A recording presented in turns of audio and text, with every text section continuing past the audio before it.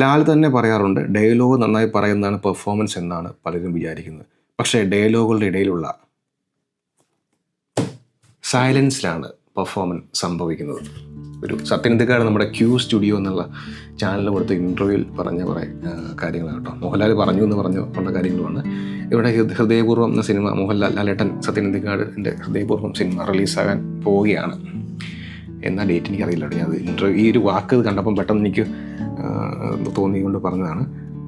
ശരിക്കും സത്യനന്ദിക്കാട് മോഹൻലാൽ സിനിമകൾ എന്ന് പറയുന്നത് നമുക്ക് മലയാളികൾക്ക് വളരെയധികം ഇഷ്ടപ്പെട്ട സിനിമ, കുറേ മെമ്മറബിൾ, അതായത് നമ്മുടെ ലൈഫിനോട് ചേർത്ത്. ഒന്നാമത് സത്യനന്ദിക്കാട് സിനിമകൾ നമ്മൾ കാണാം, ഭയങ്കരമായ വലിയ ക്യാമറ വർക്കുകളോ അല്ലെങ്കിൽ എന്താണ് എഡിറ്റിംഗ് ടെക്നിക്കുകളോ, വളരെ ലൈറ്റായിട്ട് കഥ പറഞ്ഞു പോകുന്ന, കഥയ്ക്ക് വേണ്ടിയുള്ള കഥ, എന്താ പറയുക, ക്യാമറ മൂവ്മെൻ്റ് ഒക്കെ അല്ലാതെ നിങ്ങളെവിടെയും കൊണ്ടോ ഭയങ്കര വലിയ ഒരു എക്സ്ട്രീം ക്ലോസപ്പ് ഷോട്ടും വരട്ടുന്ന സാധനം ഒന്നുമില്ല. വളരെ നീറ്റായിട്ട് ഒരു സ്റ്റോറി ടെല്ലിംഗ് രീതി അദ്ദേഹത്തിൻ്റെ.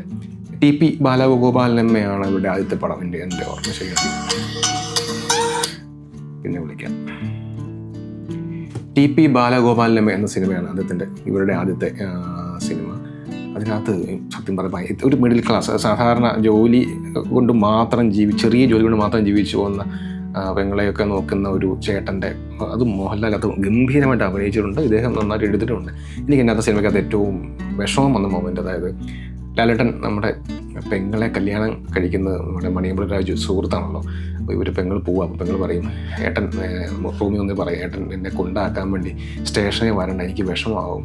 അപ്പം മോഹൻലാലും എന്നിട്ട് പറയും, മോളെ എനിക്ക് കല്യാണം മോളെ ഇങ്ങനെ നടത്തണമെന്നല്ല ചേട്ടൻ മനസ്സിൽ കരുതിയിരുന്നത്, പക്ഷേ പറ്റിയില്ല എന്നൊക്കെ പറഞ്ഞിട്ട് കരയുന്ന സീനുണ്ടെങ്കിൽ വളരെ നമുക്ക് ചിലപ്പോൾ പലപ്പോഴും ഇത്രയും റിലേറ്റ് ചെയ്യുന്ന ഒരു സീൻ. എന്നിട്ട് പോക്കറ്റിൽ നിന്ന് 50 രൂപ എടുത്ത് നിങ്ങൾക്ക് കൊടുത്തിട്ട് പറയുന്നില്ലേ, ഇത് നീ വെച്ചോ, ഇതേ ഉള്ളൂ ചേട്ടന് തരാൻ, നീ നിനക്ക് അവിടെ ചെല്ലുമ്പോഴത്തേന് നിൻ്റേതായ എന്തെങ്കിലുമൊക്കെ ആഗ്രഹങ്ങൾ കാണില്ലേ, കമ്മശി വാങ്ങിക്കുക, കുപ്പി വാങ്ങിക്കുക, ചാന്ത്, അതിനൊക്കെ നീ നമ്മുടെ ഹസ്ബൻഡിനെ ബുദ്ധിമുട്ടിക്കണ്ട എന്ന് പറഞ്ഞ് ഇദ്ദേഹം ഇതെടുത്ത് കൊടുക്കുന്നു. ഇവരുടെ ഒരു ഭയങ്കര ഇമോഷണലി വളരെ, അതാണ് പറയുന്നത്, ഈ സത്യനന്ദിക്കാട് മോഹൻലാൽ സിനിമകളിലെ ചില സീനുകളെ നമ്മളെ മനസ്സിലേക്ക് എടുത്ത് നമ്മളിവിടെ കണ്ടതോ നമ്മൾ അനുഭവിച്ചതോ ഒക്കെ ആയിട്ട് തോന്നുന്ന പല മൊമെൻറ്റുകളുമുണ്ട്.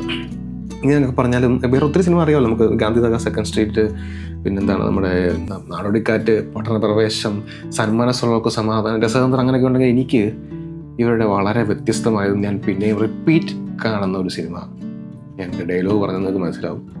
ശത്രു ആരായിരുന്നാലും അവർക്കെതിരെ നിങ്ങൾക്കൊരു പിൻഗാമിയുണ്ട്.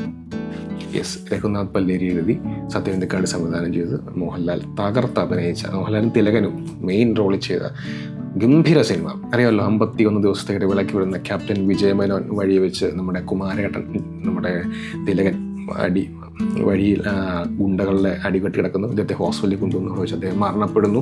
അപ്പോൾ അദ്ദേഹത്തെ തേടിയുള്ള ഇങ്ങനെ യാത്രയും ഇങ്ങനെ ഓരോരോ കഥ അൺഫോൾഡ് ചെയ്യുന്നത് വളരെ ഓർഗാനിക്കായിട്ടാണ്.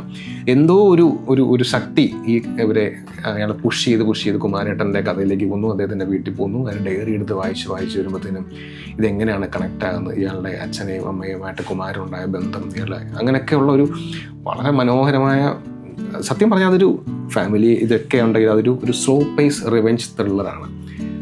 അത് മോഹൻലാലിൻ്റെ പെർഫോമൻസ് എടുത്ത് പറയേണ്ട കാര്യമാണ്. അതൊരു രക്ഷയില്ല. അദ്ദേഹം അതൊരു ബോഡി ലാംഗ്വേജ് തന്നെ. ആ പ്രായത്തിലൊക്കെ ഒരു ക്യാപ്റ്റൻ വിജയമേനോൻ, ഒരു മലയാളി പട്ടാളക്കാരൻ വന്നിറങ്ങുന്ന അതേ ഒരു സ്റ്റൈലിലാണ് അത്. ഇപ്പോൾ മറ്റേ പോലീസ് സ്റ്റേഷനിലൊക്കെ പോയിട്ട് പറഞ്ഞില്ലേ, മിസ്റ്റർ ഇൻസ്പെക്ടർ, ഞാനിപ്പോൾ യൂണിഫോമിലാണ് വന്നിരുന്നെങ്കിൽ നിങ്ങൾ എഴുന്നേറ്റ് സല്യൂട്ട് അടിക്കേണ്ടി വന്നത് പറഞ്ഞ സീനും, പത്രത്തിൻ്റെ ഓഫീസിൽ പോയിട്ട് നമ്മൾ I M N Angel from the heaven എന്നൊക്കെ പറഞ്ഞ ചില ഡയലോഗുകളൊക്കെ ഉള്ളൂ. ഭയങ്കര സിനിമാറ്റിക്കാണ്, പക്ഷെ രസകരമാണ്. അതുപോലെ തന്നെ ദേവനെ ഇവർ കൊല്ലുന്നൊരു സീനുണ്ട്. അപ്പം തിലകൻ്റെ ഡയറി വായിക്കുന്ന സമയത്ത് അത് വായിക്കുന്നത്, ആ മനുഷ്യനെ അവരെല്ലാവരും കൂടെ ചേർന്ന് ആക്രമിക്കുന്ന അവസാനം എന്താണ്, ഒരു ഞാനൊന്നും കണ്ടില്ല, ഒരു നീല ജ്വാല, അത് മാത്രമേ ഞാൻ കണ്ടുള്ളൂ, ഒരു പക്ഷേ അത് ആ മനുഷ്യൻ്റെ ആത്മാവായിരുന്നിരിക്കാം. ഇങ്ങനത്തെയൊക്കെ ഇൻറ്റൻസ് ഡയലോഗുകളാണ് സത്യം പറയാമല്ലോ. അത് ഓർഗാനിക്, ഒരു റിയലിസ്റ്റിക് ഡയലോഗുമല്ല, ആ സിനിമയ്ക്കകത്തൊരു ഡയറി എഴുതുന്ന വായിക്കുന്നതാണ്. അങ്ങനത്തെ രസകരമായ നല്ല സിനിമയായിരുന്നു. പക്ഷേ അത് എന്തോ ബോക്സ് ഓഫീസ് എന്ന് പറയാൻ പറ്റത്തില്ല, തിയേറ്ററിൽ അത് വിജയിച്ചില്ല, പഴയ പോലെ സോഷ്യൽ മീഡിയ ഒന്നും ഇല്ല. പക്ഷേ മിനി സ്ക്രീനിൽ വന്നതിന് ശേഷം ആ സിനിമ ഭയങ്കരമായ റീച്ച് കിട്ടി. അത് വളരെ വീണ്ടും റിപ്പീറ്റ് ചെയ്ത് ആൾക്കാരൊക്കെ കാണാറുണ്ട്. അത്രയും ക്യാപ്റ്റൻ വിജയമേനോൻ്റെ ഡയലോഗുകളും ഒക്കെ പറഞ്ഞു. അവസാനം ഈ പെങ്ങളെ കണ്ടുപിടിച്ചിട്ട് കുമാരേട്ടനോട് പറയാം, കുമാര നിൻ്റെ കള്ളത്തെ ഞാൻ കണ്ടുപിടിച്ചു എന്നൊക്കെ പറഞ്ഞ സീനിലൊക്കെ മോഹൻലാലിൻ്റെ പെർഫോമൻസ് ക്ലീൻ, നല്ല പാട്ട്, മറ്റേ വെണ്ണിലാവോ ചന്ദനമോ എന്ന പാട്ട്.